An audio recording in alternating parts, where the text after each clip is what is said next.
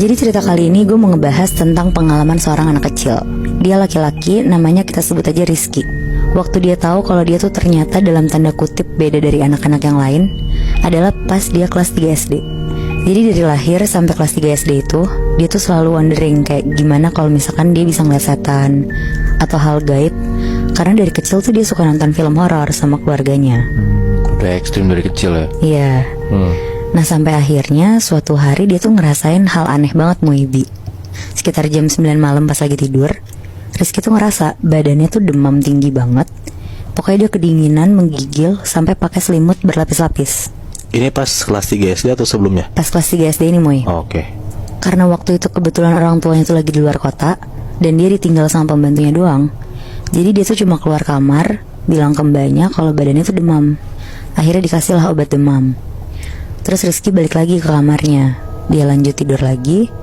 Sampai akhirnya tiba-tiba sekitar jam 1 malam dia tuh kebangun karena denger kayak ada suara bisik-bisik gitu. Kayak Pas dia diemin, suara tuh makin banyak dan makin bisik-bisik gak jelas gitu Mui. Tapi dari arah mana gak tahu? Kayak dari sekeliling kamarnya dia. Wah anjrit. Akhirnya karena dia juga ngerasa keganggu, dia nyoba buka matanya.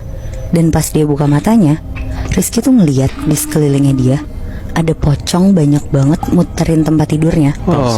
Sambil mulutnya tuh kayak komat kamit bisik-bisik semua. Ih cing. Oh shit. Pas ngeliat itu karena Rizky juga gak bisa gerak kemana-mana, dia ngumpet lah di dalam selimutnya sambil teriak-teriak mbaknya. Tapi ya karena kalau orang ketakutan suara yang gak gede kayak biasanya, jadi mbaknya tuh juga gak dengar. Sejam sampai 2 jam dia ngumpet di balik selimut, gak lama tuh suaranya udah gak ada. Akhirnya karena dia ngantuk, ketiduran juga tuh dia di situ.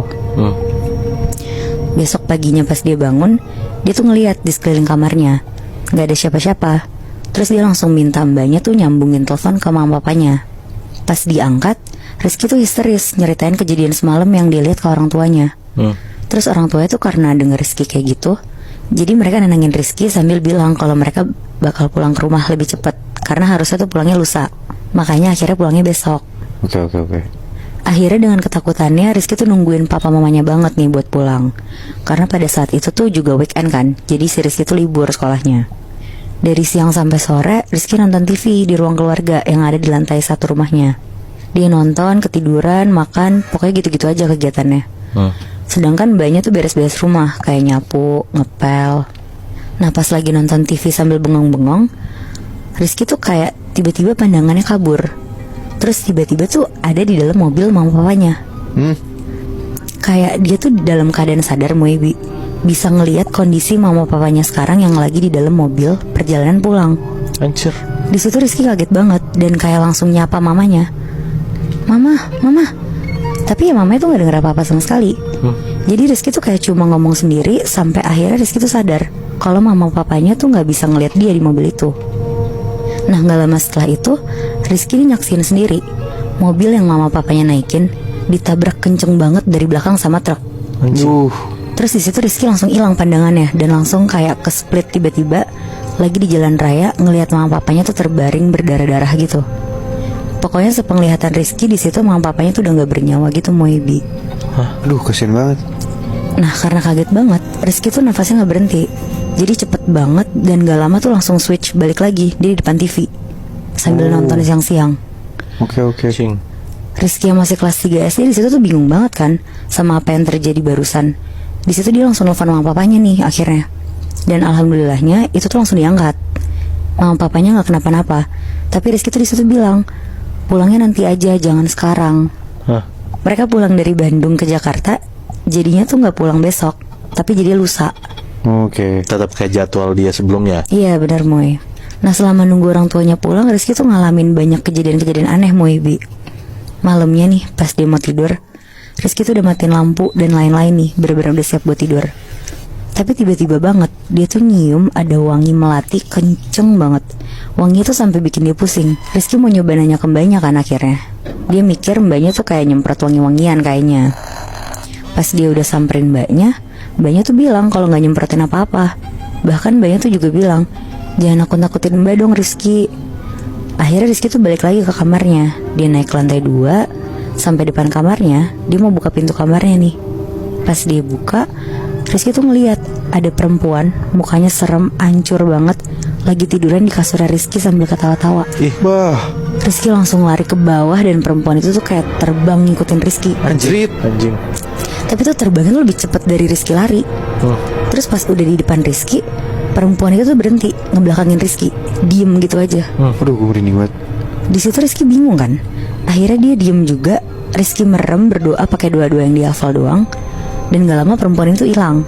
Pas Rizky balik badan mau balik ke kamar, tiba-tiba perempuan itu ada di belakangnya Rizky dan masuk ke dalam badannya Rizky. Di situ Rizky tuh kayak langsung ngelihat masa lalunya gitu loh, Muebi. Bahkan sampai perempuan ini meninggal gimana tuh Rizky bisa ngeliat. Rizky tuh kayak jadi kebawa sedih gitu ngelihat perempuan ini meninggal. Sampai tiba-tiba sosok ini tuh keluar dari badannya Rizky. Di situ Rizky tuh bingung banget sama apa yang terjadi. Akhirnya dia balik ke kamarnya langsung berdoa, terus dia tidur. Singkat cerita nyampe nih di hari orang tuanya tuh pulang. Rizky tuh cerita langsung.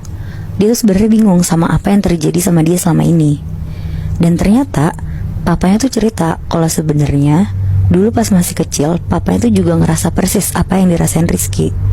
Tapi karena papanya jadi stres dan gak kuat, dia minta tolong orang pintar buat nutup mata batinnya. Nah makanya mama papanya juga dengerin apa kata Rizky waktu Rizky bilang jangan langsung pulang di hari itu.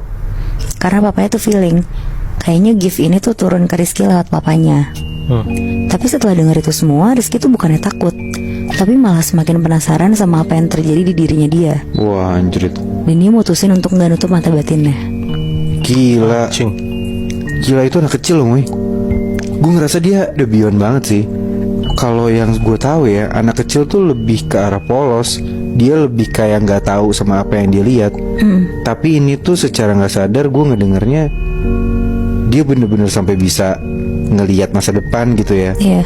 Itu menurut gue gokil banget sih. Ya gue ngerasa mungkin karena ini gift dari turun temurun, mata batinnya bisa kebuka kayak gini, yang bikin tuh si Rizky ngerasa kayak dia kuat dan mau mendalami hal ini gitu lebih. Ya nggak sih, Nat? Iya benar-benar Moy. Soalnya mungkin dia penasaran juga kali ya, karena papanya kan gak ngelanjutin.